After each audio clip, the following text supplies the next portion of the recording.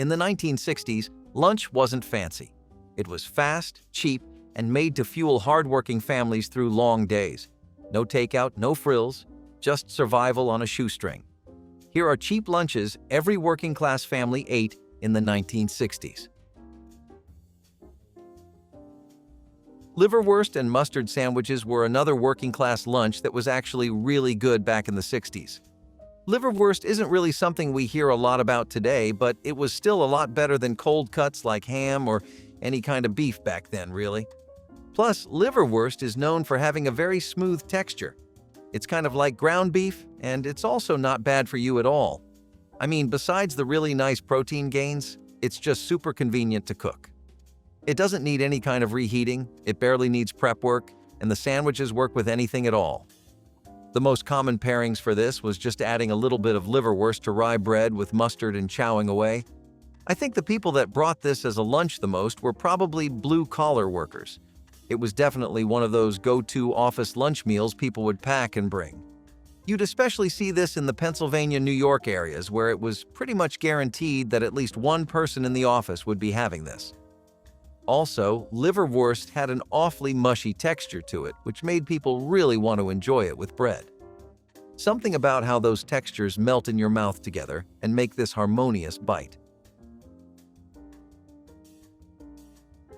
Spam and fried potato hash is a really nice, filling, and easy-to-make meal that actually fits perfectly well into the diet of working-class families. It's something you would most commonly see in farmsteads, military families, and overall just everywhere across the South. I think wherever the idea of canned meat was something pivotal to people's everyday diets, this was a recipe that did numbers. It was really high in protein, fat, and calories, which meant that it was pretty much the perfect thing to have every day if you were a laborer. Spam had been something that was gaining more and more of a reputation thanks to its work in the war. It became a staple military ration during World War II. And as for potato hash, well, who would ever turn down a plate of that? So for just a few cents and the inconvenience of waiting for your potatoes to boil, this was a full-on meal that would leave you feeling very full and energized. Canned salmon patties were also known as salmon croquettes, and they had a few different reasons for being as beloved as they were. So, first of all, everyone just loves salmon. It's a fact of life, but salmon is one of the most popular kinds of fish to ever grace the waters and tables of the United States. Now, canned salmon takes that up a notch by being incredibly affordable, having a very long shelf, and not needing any refrigeration. Besides just being one of the most easy-to-use ingredients across the board and having a justified place in almost every kind of recipe that we see today, salmon patties did eventually go out of relevancy. I think people just moved on from the idea of having salmon in the shape of a patty instead of some saucy dish that really capitalizes on that. I like the intrigue of a good fish sandwich myself, but there's just more fun to be had. Luckily, people would use the patties in different ways at least. While some people would just eat the straight up, others would make rice bowls out of them or sandwiches and burgers. It was actually a pretty decent idea for how low effort it was. Hot dog and potato casseroles were literally the best thing you could get for yourself in the 1960s. If you wanted to be full, feed your entire family, make it somewhat healthy and decently tasty, and ensure it was something that the kids would eat too. That might be a pretty tall order, especially on a budget. But if you were having hot dog and potato casseroles, this is exactly the kind of experience you were getting. It was such a comfortable dish, the kind that really puts you to sleep afterwards and leaves you not wanting to get out of bed at all. Hot dogs were always a favorite among every age range, and the energy from the potato casserole plus the protein from the bits and pieces scattered and baked into the casserole made this dish stand out. While being absolutely delicious, affordable, and easy to make, hot dog and potato casseroles were also amazing for you. It was a part of the entire casserole craze that ended up consuming the 1960s. But how can you blame them? What really beats a good casserole? Potatoes weren't the only option. They were great, but not the only ones. On days when people would naturally get too tired of eating potatoes, they would always go for things like baked bean sandwiches. This was a filling, no-fuss meal that was especially loved by working-class homes that were doing labor-intensive work. They were very common in the Northeast, the Midwest, and different parts of the South, especially where any kind of construction was going on. It was also really helpful that so many brands had come out with such accessible and easy canned beans. These were cheap, required no effort to cook, and the result was something you could use in a soup, a sandwich, or a casserole. It just depended on what you were feeling that day. Either way, you were going to get a delicious meal. One of the biggest reasons I think this was as popular as it was is because people really began to rely on it during the Great Depression. Another good reason is that this was the perfect lunch for your kids, and it was so low effort that making it wasn't a hassle at all. This one is an oddball. Banana and mayonnaise sandwiches were apparently all the rage back then. It was really surprising how common they had become, because usually you would give something like this a bad look and keep moving on with your day, waiting for, the chance to get an actual meal. It's definitely something no one could imagine eating in today's world. This sweet and savory combination actually had die-hard fans, though. Whether it was the fact that this was a convenient sandwich you could throw together in seconds, or how filling and high-calorie it was, people loved it. I mean, being honest with you, I've seen some pretty bizarre banana combinations over the course of preparing this video, but this one definitely stuck in my memory for a little bit. But hey, who can argue with health? And as far as that was concerned, this was a jackpot. Bananas were a natural source of energy and sugar, and mayonnaise was something that really made the dish more filling. This was also particularly popular in the South, and I know you're thinking that's really out of place, and I'd be inclined to agree with you, but the South has definitely been an experimentative place with its food.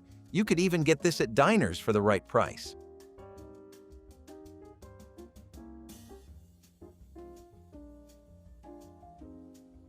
Potato and onion sandwiches are still something that I can see working today. They just feel a lot more closer to the realm of sanity than putting mayonnaise on bananas. Potatoes and onions together are a classic combination that has never failed anyone, and they weren't going to break that record in our country either. They became a hit in the Appalachian areas and the South, and there was an incredible need among the public for their regular fixing of potato and onion sandwiches. This was also one of the few meals you could have that would be entirely free. If you had the luxury of having your own land to grow plants and crops on, no matter how big or small, you definitely wanted to take advantage of potatoes and onions.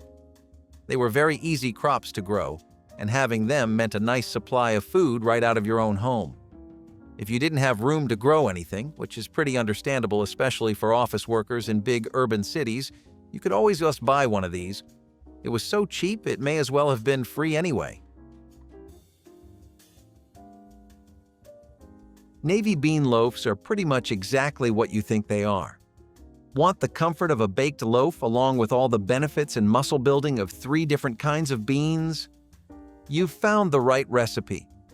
This loaf was a budget-friendly, meatless meal that became popular among the working class and people who were trying to cut down on how much meat they were eating. Growing health concerns really made people turn to dishes like this more and more often because they were realizing that they couldn't afford, financially, physically, or mentally, several health scares per year just because of higher cholesterol or something. Bean loaves were something that were synonymous with being a clean, healthy dish. They were also very filling, and they would go around a family of 4 pretty easily. Beans were a great source of fiber, not just protein, so they also made you full for longer. You could literally just mash and blend them into a thick paste. You could also leave a few chunks in there for a better bite, and then you would just need breadcrumbs and crackers to bind everything together. Pour in some eggs for a better shape, and throw it in the oven. Creamed peas on toast were a very simple and inexpensive meal that helped many people get through the day in the 1960s, especially throughout rural America. Peas were man's best friend because of how abundant they were. You could also throw them on top of anything for a better crunch and flavor, or you could just make breakfast meals out of them like this. The 1960s were seen as a transitional period for the culinary world in America. Processed convenience foods were slowly starting to dominate, but working-class homes were going to feel the change later than others. They were still relying on home-cooked meals that had been passed down from family to family. That's pretty much how it would work in a lot of rural areas.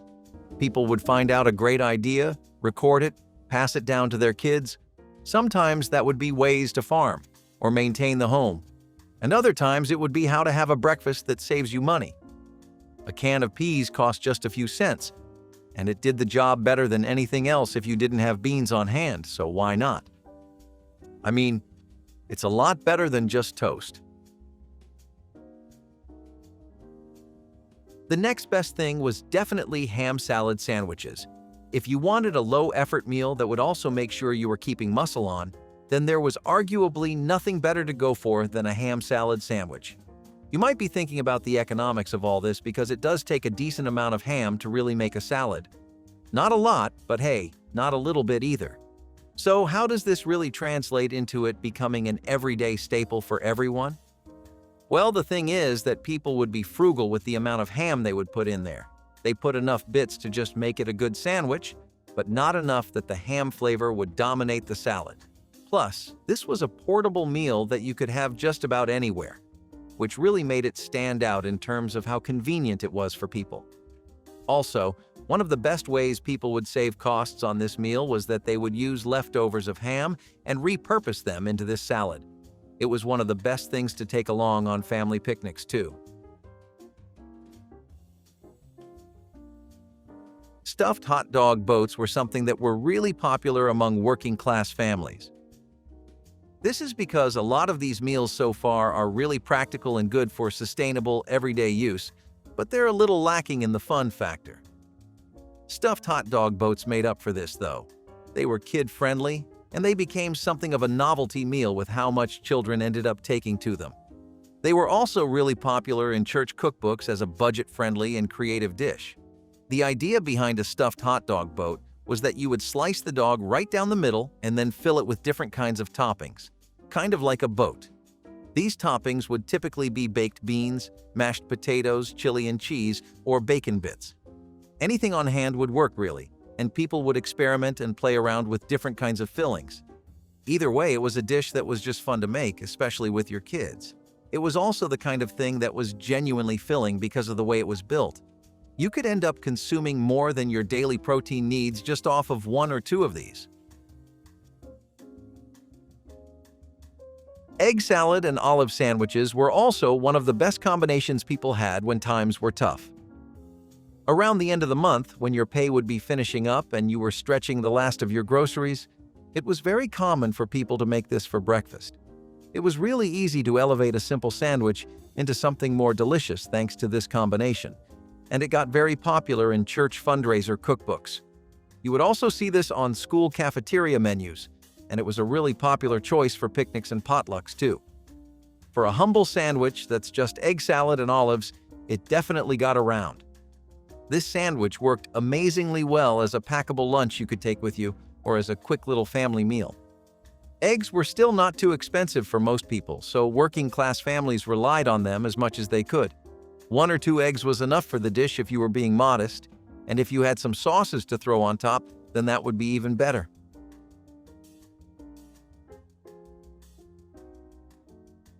Cabbage and bacon fry-up was something people adored for its simplicity and its affordability. It was a hearty meal you would frequently see on dinner tables throughout the 1960s if you weren't already tired of seeing it everywhere in cookbooks. It was very common to see this in Appalachia and the South, because cabbage was especially cheap there. Bacon was something the entire nation had a deep-found appreciation for, but the South was always one step ahead in all things savory. The dish was supposed to be a main course meal with a side. This would usually be cornbread or potatoes, but if you were working with lower quantities, then this dish could also do great as a side dish. Cabbage was one of the most affordable vegetables on the entire market, and it was not seasonal. Back then, refrigeration had not become a countrywide phenomena that everyone could rely on 24/7 like we do. We have our fridges on all the time, you know? And cabbage was one of those kinds of vegetables that could last for weeks and weeks without any kind of refrigeration. It was really quick and easy, it was flexible, and you could even try all kinds of different spices and toppings like ranch dressing to make it even better.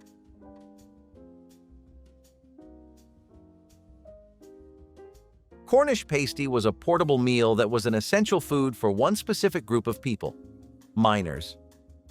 In Michigan, Pennsylvania, Montana, and other popular mining regions in the United States, this was the meal to have every day. It came from Cornwall, England, and it was this handheld meat and potato pie that became so beloved by coal, copper, and iron ore miners. These miners would always be working in dirty, dark, damp, and dangerous caverns, and they had no way to really ever wash their hands in the middle of work. It's not like people were going to be investing in or carrying bottles of sanitizer. The pasties, though, weren't going to be a problem in this regard. You could hold them up by the crust and just eat the filling. Of course, this meant that miners would have to throw away the crust, but you were still eating the majority of the meal. This was also durable, and it could stay warm for hours and hours, which made it ideal for miners. Despite what you might think, some of those mines really get low temperature-wise. It was also something that Cornish miners brought into the country when they eventually immigrated. They had settled in American mining towns in the 1800s, and these pasties have been a tradition in America as well ever since. So we're not done with the toasts just yet. Pork and beans on buttered toast was arguably the lifeblood of 1960s frugal eating. It was a simple and cheap meal that was very popular even from the 1940s, and while baked beans on toast was something that people always associated with New England and immigrant cuisine, baked beans on toast actually became something that Americans took very fondly to. It was thanks to the act of mixing canned pork and beans in there, and these beans would already be seasoned and sweetened. Thank you, Campbell's. This dish was something you would see in mining communities really often. You would also see them in mill towns. You didn't need any sort of prep work for this dish whatsoever. All you had to do was just pop open the can and heat it up. You could make a sandwich out of it too, or you could have it as a side to some stew and dip it in. People ate very different and interesting things back then, not just to keep everything according to budget, but also so that things would just taste better, be healthier, you know? People really used to treat their food like fuel back in the day. Homemade fish sticks were a really easy dish to make at home. They were really popular in blue-collar households and rural farmsteads that either couldn't afford the back and forth to big cities to get hauls of frozen food, or just ones who preferred to make their own stuff. Even if the transport wasn't an issue, frozen food would outright just be more expensive than people could accept sometimes, especially things like Gorton's or Van de Kamp's. Families didn't really just write the idea off entirely, though, because the concept of fish sticks being frozen for later use is pretty good. They adapted it into a homemade recipe instead, and this was especially true for all the towns near coastal areas like in the Great Lakes. They had access to all kinds of fresh local fish. But what about the people who had lived their whole lives in landlocked areas with no sight of water? Well, they used canned or frozen fish, and they used it more sparingly than others, but they would still resort to making their own fish sticks at home. Buying entire fillets and cutting them up was a lot more cost-effective than buying the prepackaged thing. Also, if you were a Catholic and meatless Fridays were really a thing back in your home, this was a great alternative.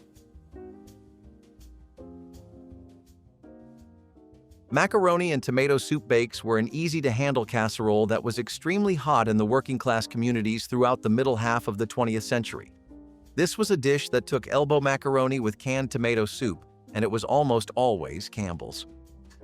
A few more pantry staple ingredients would ensure an inexpensive and wonderful meal that maybe the kids would take a few rounds getting used to. For the adults, though, it was the best way to have comfort food on a budget besides potatoes. All you needed was cheese, milk, and eggs if they were available, but even without these, the dish could still be made. It just would not be as thick, rich, or as flavorful. The best part about this was that all you had to actually do was just boil the pasta and you would be set for the entire day. This could include bits of ground beef, bacon, or ham, whatever kind of protein is your choice really. But it could also be made creamy and with just aromatics and herbs. There was a lot of versatility with this bake, and that's because it was so simple. It made for a very flexible dish that could fit a lot of people's preferences easily, with almost none of the fuss you normally associate with homemade pasta dishes. This is so easy, even your teenagers could pick it up, really. Now, as for egg and breadcrumb patties, these were really nice protein-packed meals that were also a wonderful way to make sure your family and household wasn't wasting any kind of bread. They were particularly popular in all kinds of farming families, and they were a pillar of Great Depression-era cooking. Stretching ingredients was really essential in these times, and it was pretty much how people lived for ages. This dish was a meat substitute that was great for coal mining towns and towns where industrial, labor-intensive jobs were more common. This is because it was such a good source of protein and energy while also filling you up. It made those really long work hours in the sun or in a mine a bit easier to get through, though let's be real, nothing was helping too much with that. The seasonings were very bare minimum though. Salt, pepper, onions, mustard, garlic were your typical picks. I mean, I know that sounds like a lot, but people would just pick different combinations of these and see what worked best for their pasties. The crunch and crisp on that first bite from the breadcrumbs, though, that was a work of art.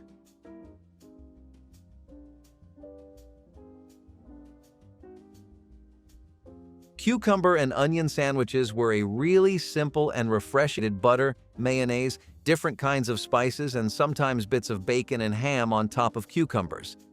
See, now I don't know if you guys will agree with me, but cucumbers really have a good place in the world of sandwiches and burgers. They're one of the most light toppings you can add, they're abundant, they're good for you, that crunchy bite is immaculate, and they work well with most kinds of sauces. It's a really straightforward dish that can work with almost anything you happen to have on hand. And on a hot summer day, this was the perfect meal to eat for your work lunch.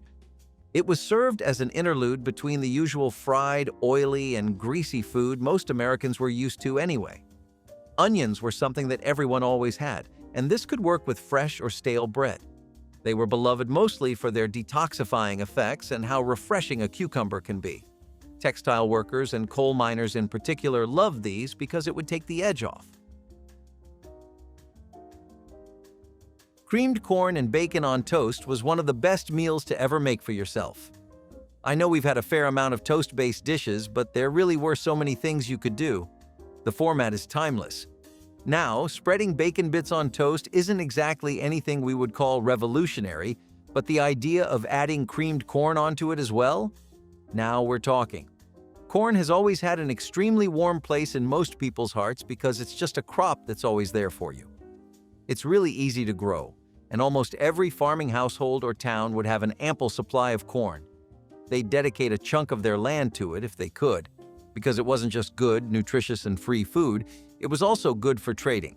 But you can't do any of that without a good breakfast, and that's also where corn is a great friend to have. Creamed corn with bacon on toast was also something people made sandwiches out of by adding olives, jalapenos, and other toppings to it to make it more exciting and filling. Usually, kids wouldn't really settle for just creamed corn on toast, so it was a lot easier to make a sandwich out of it for them. They don't call this the decade of casseroles for no reason. A vegetable and rice bake was an extremely low-effort, simple and affordable casserole that became very common among working-class families in factory towns. It was also really common in farming communities throughout most of the 1970s and 1940s because it was a very easy way to stretch lots of vegetables and rice into this family-sized portion.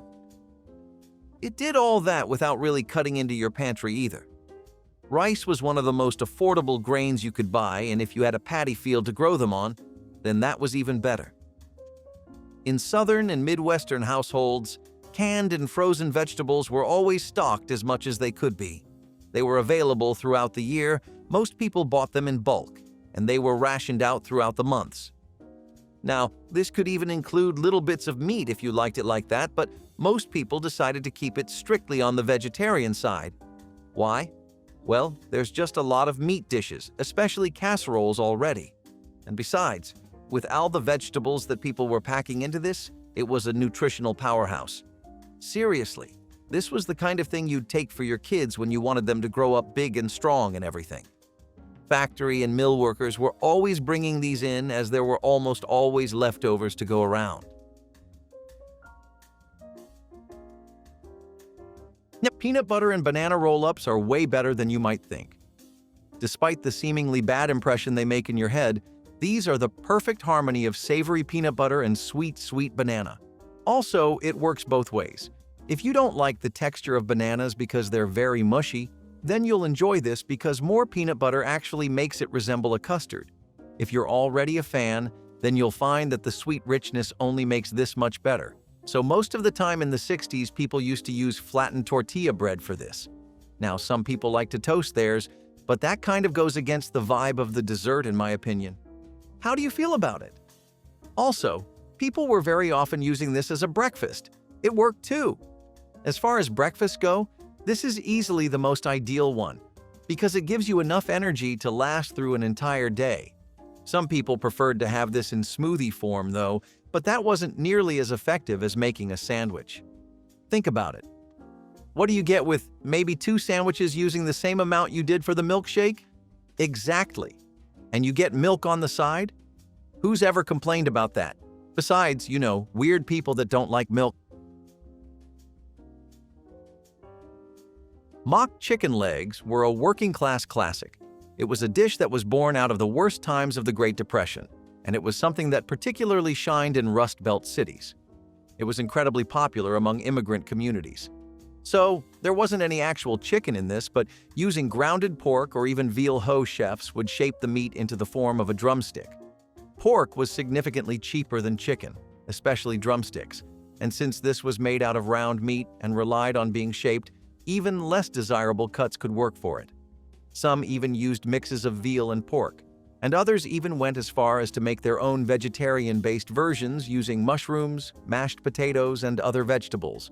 They were served alongside similar vegetables to make sure the dish was as hearty as it could be, and it was actually pretty okay for the time.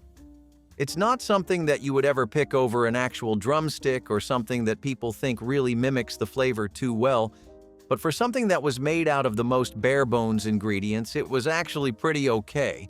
Even school children would be eating this, and church and funeral gatherings were often known to serve these as well whenever they could.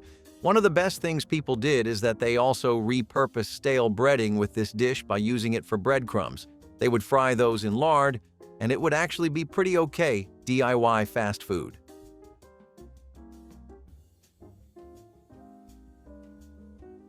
Carrot and raisin salad sandwiches were the prime example of how to make something healthy not taste like death. They were the best thing to have whenever you would visit the countryside, and even people in urban areas started to adopt this recipe. That's because when you see a genuinely good deal, you just don't let it go. And there's rarely a deal as good as this one. Raisins were shelf-stable, sweet, naturally full of sugar, and they could last for weeks if kept properly. Just a bit of Miracle Whip would do wonders for the dish too. Carrots, on the other hand, were extremely cheap, reasonable to buy in bulk, and for most people in the countryside, a standard crop that they were already growing. They only required some grating and mixing, and it basically was the perfect summer dish because of how refreshing it was. I'm sure the experience of melting in the summer and being forced to deal with the fact that you're an adult human is one we all dread. In times like that, and since it's summer, it's always like that, you want to really spend as little time in the kitchen as possible.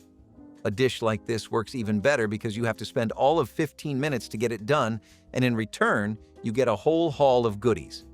Vitamin A, natural sugar content, fiber, and my mom used to tell me carrots helped improve your memory. So if you're looking to try a new kind of salad, this 60s sensation is probably for you.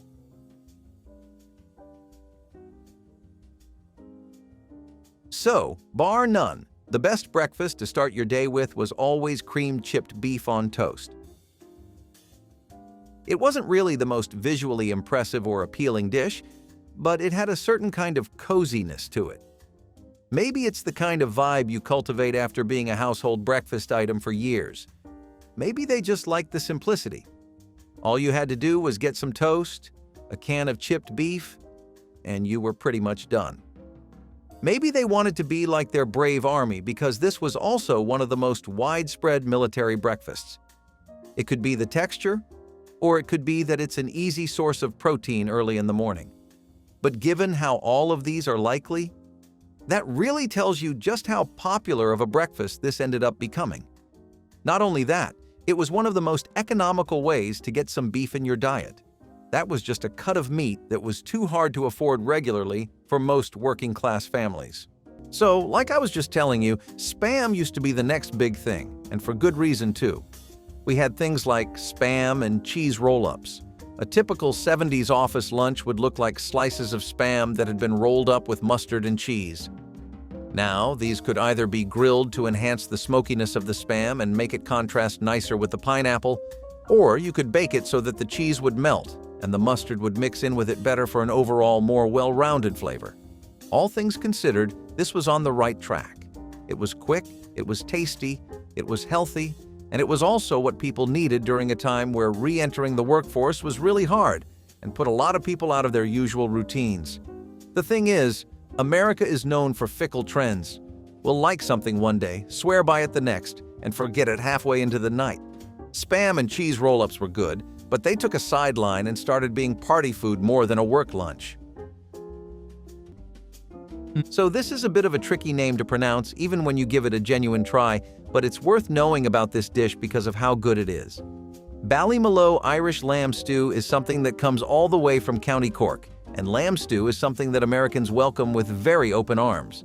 You can particularly find this dish being spread in droves around St. Patrick's Day in any Irish-American community. Whether you're in New Hampshire or Rhode Island, which even today have a pretty solid amount of Irishmen living in them, you're bound to run into a Ballymaloe stew once in a while. Despite how good of a stew it is, with tender carrots, potatoes, and tender strips of lamb, and how simple the preparation is since it relies mostly on the natural flavors present in the ingredients, this dish actually flopped once before. Well, I wouldn't say it was a true flop, but it did fade out of the memory of the general public before too. That was before the 20th century, but ever since then it has been seeing a bit of a revival thanks to social media and Ballymaloe House, which is what it's named after. Either way, this is one of the best recipes to ever come out of a family cookbook. And if you've ever had one while at an Irish friend's home, then you know exactly what I'm talking about. If you believe that using every part of the animal is a modern concept, you are mistaken. Dust Bowl families were not sparing any part of the pig, including the snout. Pig snouts breaded might sound like something you dare a friend to eat, but during the Great Depression, it was a delicacy. When meat was a rare commodity, the snout was a cheap source of something meaty, chewy, and quite palatable. The snouts were washed, cooked until soft, and then breaded before being deep-fried to golden brown. The result? A crispy, crispy outside and a very tasty meat on the inside. Well, yes, the texture may have been somewhat unusual, but when you are hungry, you don't mind. Real quick, if you're loving this content as much as we loved making it, hit subscribe to stay connected and help us reach even more amazing folks like you. To Dust Bowl families, pig snouts breaded were not just edibles, but a way to pay tribute to every pound of what little they had. No part was wasted, while such meals ensured that scarcity became resourcefulness. Nowadays, breaded pig snouts can be found only in some culinary forums, but they are a vivid example of how people tried to feed themselves when there were no chips, but snouts. Would I try it? To put it in perspective, if my grandma was to prepare it with a wink and a smile, I'd be willing to take a bite. Indeed, when you survive, you become brave and perhaps a little curious. But would you try it?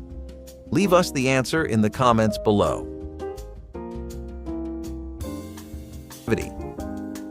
Bean soup is different from the other soups on our list because, in contrast, bean soup was pretty simple to make.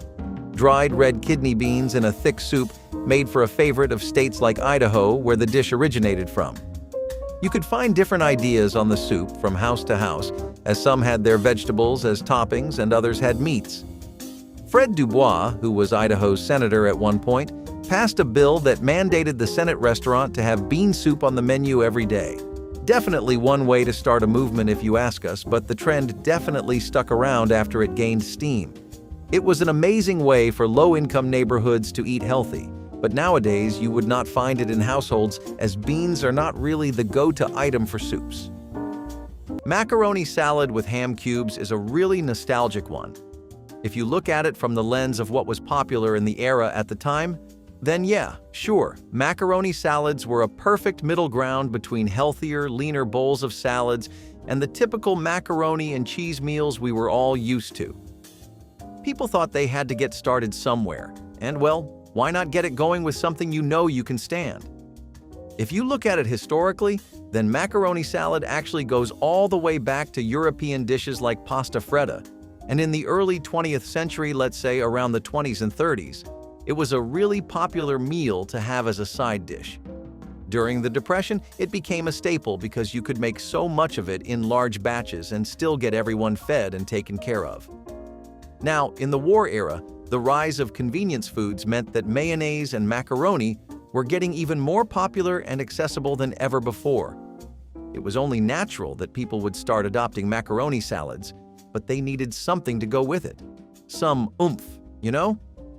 That definitely came from the smokiness of the ham cubes, which honestly bounced really well off of the macaroni. This salad was a typical lunch in factories, offices, and just about any kind of labor-intensive job you could imagine. It's just a bit sad that people have gone back to Kraft's mac and cheese boxes now, though.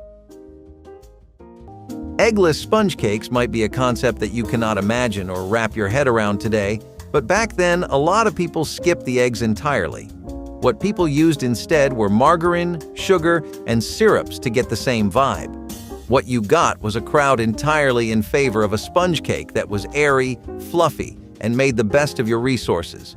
Wartime brings out the frugality in everyone, but in this case it brought out the inner baker with a quick fix or workaround for everything. If you did not have ingredients or could not spare them, then you did not have to worry. You could still enjoy a yummy dessert with your family, and this is a testament to human creativity and how even the bleakest of situations can never kill your sweet tooth. Now, this might be an odd pairing to a lot of you, but peanut butter and bacon sandwiches really did hit. Hey, some of you who are 90s kids might even remember. This was basically one of the best lunches you could get, and to be honest, I still think a lot of people do make this even if it's not as popular as it used to be. It was just a flawless idea in concept and execution. Take 2 slices of bread, a dash of peanut butter, and some perfectly well-fried strips of bacon. It's genius. Throw in some iceberg mayo and whatever else it is you like and whatever keeps you going throughout that miserable shift, and you have yourself a full-sized snack and meal. This was basically the reason why this dish got so popular. You could even make 2 of these and still make your daily subway or bus ride if you were living in crowded urban centers. Plus, there was just so much room for variety with a dish like this that a lot of people didn't see the point in changing it up. However, that coffee work culture thing I was talking about is unfortunately a real phenomenon. Somewhere along the line, people really started to abandon the idea of having a solid meal at all for lunch, and I think you only see older workers who were raised in the 20th century still having things like this. This sandwich would go great with some fresh fruit fluff salad, which was perfect for all kinds of occasions. Casual brunches, bridal showers, birthdays, and holiday gatherings all felt a little incomplete in the northern areas of America without this fruit fluff salad. It was a pretty good summer dish, and it had an assortment of fruits that worked well and bounced off of each other's textures and tastes. Stuff like a creamy lemon base supplemented with fresh strawberries or blueberries was a typical standard for a fresh fruit fluff salad. But you could also get tropical with kiwis and pineapples. A lot of things worked, and the reason it goes great with a croquette madame is because ham was usually used as a topping for this dish too, so it was a great pairing. Liverwurst and onion sandwiches were a really straightforward dish. There wasn't a lot going on here, and it was really just a 3-ingredient dish. Finally, we're going to back sandwiches we can actually recognize and digest. Who has their stuff cold? Not me. Liverwurst and onion sandwiches luckily aren't exactly things you serve cold either. This is a dish best served piping hot. See, liverwurst in itself is just a sausage that's been made with liver and some other parts of meat. Then you take in some raw onions and sauté them, serve them between slices of toasted bread with cheese, and there you go. Liverwurst is something we got from European and German communities, and it was really popular in areas like Detroit and Pennsylvania, where there were strong populations of European communities. Liverwurst was typically always blended with warm spices like allspice and nutmeg too, so you could either make it into this flavorful pâté or slice it and layer it with other kinds of things as well as cheese, of course. It's something that just faded out of relevance, though. It wasn't bad or impractical, but I guess it was a little too simple. So most oatmeal meatloaf recipes use the oats as a side piece to, like, 2 pounds of lean ground beef, but that was obviously not what people were working with back then. Instead, the loaf was made entirely of layers of oatmeal, with sausages and bacon stuffed into it to give that meaty profile. Some dried onions and garlic meant that there was good enough reason to get the fine plates out, and there was always enough to go around too. Plus, grandmas really ran with the recipe right after the Depression ended and things started going back to normal. They would add things like tomato sauces and never spare the eggs or the flour. Probably why kids would love it so much since they went all out with it. But after going through a patch where this was a luxury, you cannot blame them for wanting to go the extra mile either. Now, I'm not gonna lie, egg and olive sandwiches aren't making anyone's top 3 anytime soon, but they were pretty damn good for the value. I mean, a proper sandwich that's healthy, easy to carry, takes no work at all, and is cheap. That's just a good deal, and the kind of deal that you start compromising on your standards for just a tiny bit. I'm not exactly sure why this ever fell out of favor with people. I think maybe we just moved on from olives, or the specific combination of eggs and olives. Either way, this was one of the most common things to bring. Interestingly enough, though, depending on your neighborhood, office, and job, that would be completely untrue. Egg and olive sandwiches were more so something you would see in working to middle-class offices and neighborhoods exactly because they were so practical and affordable. You could throw a slice of cheese in there and some leftover ham, and you would pretty much be set for the rest of the shift. However, having that many fried eggs daily wasn't a good idea either. People would keep this in rotation around like 2 or 3 times in a day. Next up, a dish that sounds almost too simple to be true: tomato sauce with mashed potatoes. I know, it doesn't exactly scream gourmet, but remember, we're talking about a time when people were just trying to survive. This combo was a way to stretch those precious few ingredients. During the Great Depression, potatoes were a cheap and filling staple, and tomato sauce was an easy way to add flavor. This dish was essentially a plate of creamy mashed potatoes topped with a savory tomato sauce. It might sound a bit unusual, but this combination was a hit because it was cheap, easy to make, and comforting. Plus, potatoes were versatile. You could mash them, fry them, or bake them depending on what you had. So, if you're ever in the mood for a simple yet tasty meal, try tomato sauce with mashed potatoes. Let's see if this humble dish can impress our modern taste buds. Next up, a dish that sounds almost too simple to be true: tomato sauce with mashed potatoes. I know, it doesn't exactly scream gourmet, but remember, we're talking about a time when people were just trying to survive. This combo was a way to stretch those precious few ingredients. During the Great Depression, potatoes were a cheap and filling staple, and tomato sauce was an easy way to add flavor. This dish was essentially a plate of creamy mashed potatoes topped with a savory tomato sauce. It might sound a bit unusual, but this combination was a hit because it was cheap, easy to make, and comforting. Plus, potatoes were versatile. You could mash them, fry them, or bake them depending on what you had. So, if you're ever in the mood for a simple yet tasty meal, try tomato sauce with mashed potatoes. Let's see if this humble dish can impress our modern taste buds. Bologna and cheese stackers were pretty much the ideal American breakfast, something that carried the spirit of our nation as well as all the flavors we've grown to love. Sliced bologna would be layered with cheese from the finest wheels in all of the United States of America. It would be packed in wax paper too, which was a funny little trick, but I'll explain why it was so popular. See, the thing about wax paper is that it traps moisture and flavor in, and that means your stackers stay perfectly fine just the way they were after you first made them. Bologna was always something we've had a deep appreciation for, and this stacker variant just proved that no matter how much the landscape of American cuisine changes, some habits die hard, and some just don't die at all. Not only was it just a good thing to eat before or after work, it was the perfect lunch to carry in a box with you.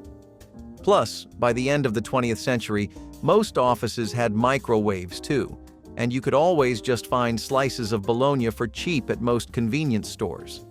It was this kind of low-effort, easy-to-source and assemble style of cooking that would overtake America soon enough, And I think that's a part of why a lot of us prefer a latte instead of a sandwich now, ironically enough. Pork cassoulet was what you went for as far as everyday meals go if you wanted to work some pork into the weekly diet. Pork cassoulet featured pork shoulders, or sausages in particular, and some of the typical ingredients you're used to seeing with savory dishes. Tomatoes, onions, garlic, all your usual suspects. Except this time it uses white beans like Great Northern beans. The reason you ended a crock pot, particularly for this, is that it is a stew, and the pork needs to be browned. Now you can include breadcrumbs for a crunch on top, but it kind of messes with the stew-centric vibe, so people used to leave them out. As far as the flavor goes, this is all savory, and it does not hide that fact from you at all. The slow cooking really lets everything combine into one massive profile that feels like it's made up of many different flavors, instead of a lot of tastes fighting for which one gets to stand out the most. When this was popular, pork was leagues more affordable than it is today, and the fact that you could either make this into a stew or a casserole meant that a lot of families found a lot of use for it. It fit the tastes of almost every prolific area in the country, like California, the Pacific, or the South, and it did great at keeping everyone full. We're going to take a bit of a deep dive into a cuisine that we haven't really explored before. I'm talking about caponata, which is a very traditional Sicilian dish that goes all the way back to the 18th century. It's supposed to be a sailor's dish. Can you believe that? It got that reputation attached to it because the birthplace of caponata was Sicily. There's no specific restaurant or name that's credited with making it, but if you ever went there, you'd know just how much the people appreciate this. The first time this became popular in America was when Mediterranean cuisine and Italian immigrants were mixing together and creating all sorts of new dishes, as well as bringing old familiar ones from their homeland. The best part about this dish for a lot of people was that it gave a chance to a vegetable, which otherwise people just aren't too fond of. I mean, eggplants aren't really the most main course-worthy idea you could think of, right? Pair that up with some tomatoes, onions, olives, and capers and cook it in vinegar, sugar, and olive oil. Make a nice little traditional agrodolce sauce, and you'll get this extremely earthy dish with a lot of complex flavors going for it. Pickled beet and goat cheese sandwiches were like pretty much the same thing as a lot of the recipes from the Depression era that you see persisting beyond the 50s.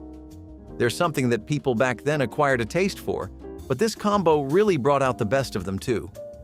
Chèvre, or as we know it, goat cheese, was something that was actually not too popular in America though.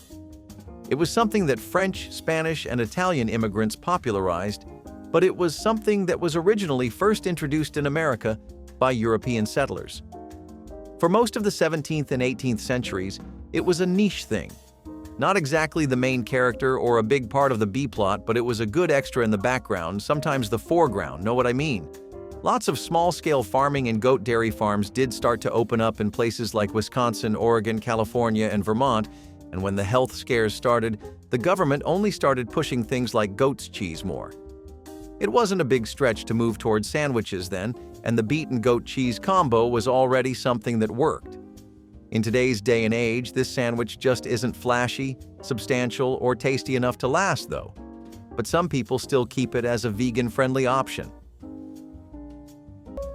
Back in the day, when you were out of just about everything except sugar, flour, and fruit, a vinegar cobbler was your only option. No surprise that it was also known as one of the famous desperation pies.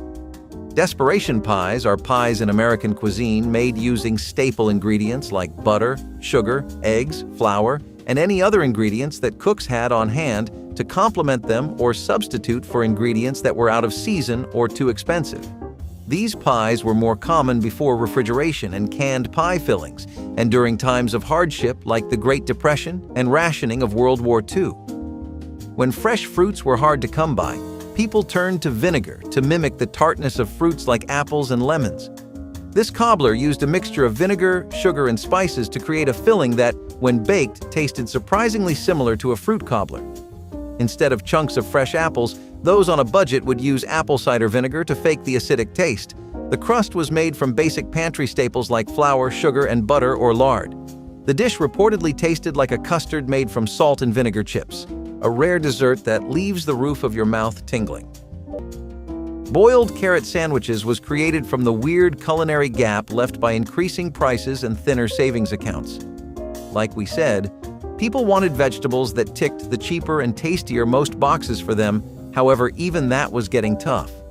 Some of the worst stretches of the Great Depression left people with frustrations and creativity alike. Whipping up dishes like this was common, and the boiled carrot sandwich definitely stayed during the time because of its simplicity. Americans love a good sandwich, and they adore an easy-to-cook filling. Boiled carrot sandwiches definitely met most of the criteria, as roasting cheese to create an open-faced sandwich was a popular choice. Suffering the same fate as other dishes on this list, the boiled carrot sandwich eventually died out as economic growth increased in America. Turkey and cranberry sandwiches are a bit of a hit or miss depending on the kind of stuff you prefer, but throughout Thanksgiving, you'd basically see people bringing nothing else but this. Why? Well, I know that you all know cranberries and cranberry jams, sauces, and desserts get really popular around Thanksgiving, but have you ever wondered why? Spoiler alert, it's not just tradition. See, across the Appalachians to California, throughout Wisconsin and Northern America, cranberries have been one of the few things that were always indigenous to our country. That's why we abuse them to the moon and back, you know? Then you throw in canned cranberries and convenience stores popping up in every neighborhood, and well, you start to see how people end up with so many leftovers. Turkey and cranberry sandwiches would be made so often to dispose of leftover cranberries that it wouldn't be uncommon to see pretty much everyone at work pulling up with one of these, though that did mean they got old really fast. Probably why nobody brings them anymore, to be honest. Potato pancakes are one that we are very sad to have seen fade away from the arsenal of home chefs. Pancakes made with matzo or applesauce topped with garlic or fried onions made for such a mouth-watering meal. Low-income households back in those times were struggling to buy produce. Farmers' markets were uniformly unaffordable for middle-income households due to creeping inflation. People needed a vegetable that was cost-appropriate and easy to make in batches.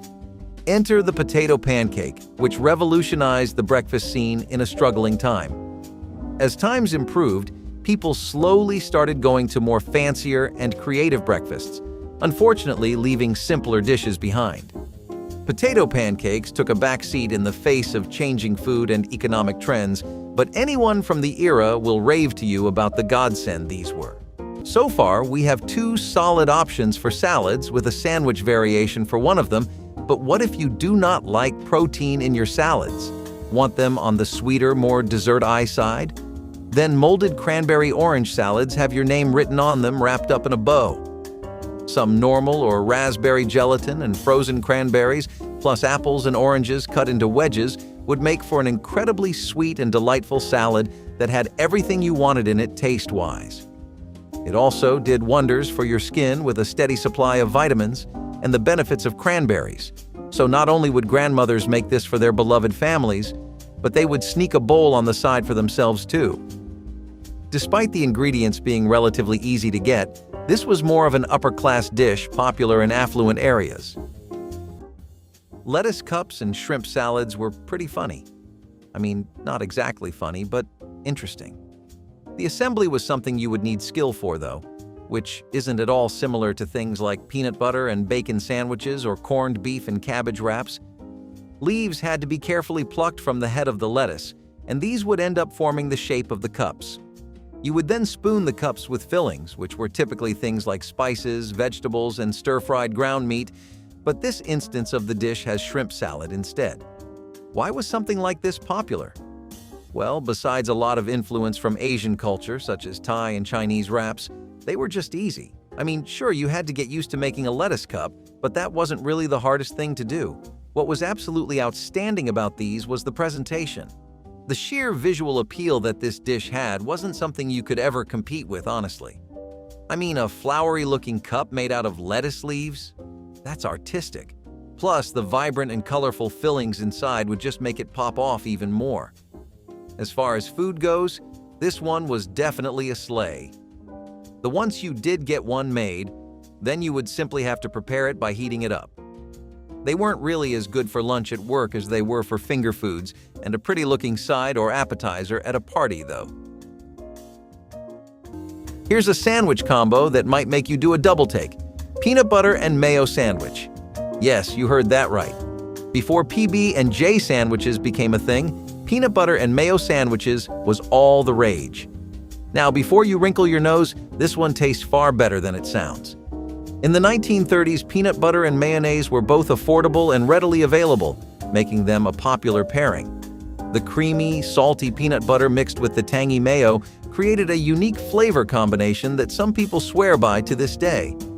It might sound strange, but remember, during the Great Depression, you ate what you could afford, and this sandwich was cheap and filling. So, if you're feeling brave and want to try something new, make yourself a peanut butter and mayo sandwich. Who knows, you might discover a new guilty pleasure. Now, as far as cold and chilled dishes go, a salad is something people can cope with, but cold roasted beef with horseradish sauce? By God, it's almost blasphemy. Really? Cold beef? You ever heard of that? It was a shock to me too. I think most of us have just grown up assuming all meat-related dishes are supposed to be served hot by default, you know? It was these thin slices of roast beef that were packed in a dipping sauce, but it was still something to get used to. Now, I'm not really sure what the idea was behind this. I guess it is true that microwaves weren't exactly a function of everyone's homes, and lots of sandwiches would just go cold. If you eat enough of those, it can definitely develop into like a habit, but to have this as a preference? Chat, I'm just not sure how I feel about this one. What would you guys think? If you give it a yes, I'm taking this to work tomorrow, so just think with caution, okay? That lunch break is really important. Let's not forget all the times a well-made bacon and onion sandwich made the difference between an exhausting, bland day and one with a warm and welcome surprise. Most people would be real cautious with their bacon, as the days of simply frying up a few strips and eating them as is were gone. You had to make each cut of meat count, especially bacon. While it was still attainable on average, its new prices were not doing anybody any favors. So people would dice up some onions, sauté them until they were that perfect golden brown, and make the bread themselves. Sometimes out of stuff like sawdust when dough would not be available, and there you had it. A perfectly vitalizing sandwich ready to put the spirit back into your tired body. Grandmas had this perfected down to a science, as they seemed to have developed a natural intuition for how much bacon, salt, and onions a good sandwich needed.